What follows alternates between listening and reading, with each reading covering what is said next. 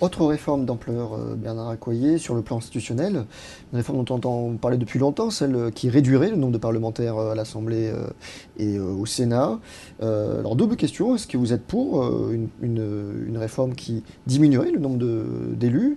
Est-ce que vous êtes pour une introduction de la proportionnelle pour les élections Oui, directes il y a deux pour les députés? questions. Deux Je vais questions. d'abord répondre à la question du nombre des parlementaires.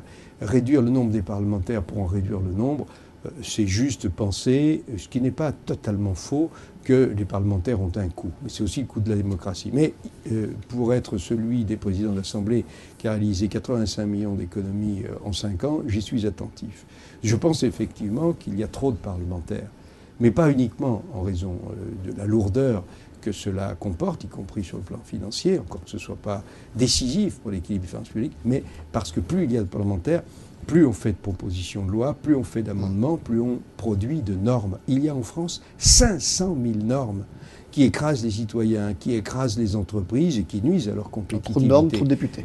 Et donc, évidemment qu'il y a une proportionnalité. Et donc, il n'y a pas que la logique de l'économie à faire sur la gestion financière des assemblées elles-mêmes, il y a surtout une logique de simplification, d'allègement, pousser les parlementaires à faire un travail d'évaluation dans le temps, d'études d'impact, d'évaluation des lois et des politiques publiques qu'il faut sans cesse mettre sur le grill, et puis réduire le temps où nous légiférons, parce que nous légiférons beaucoup trop.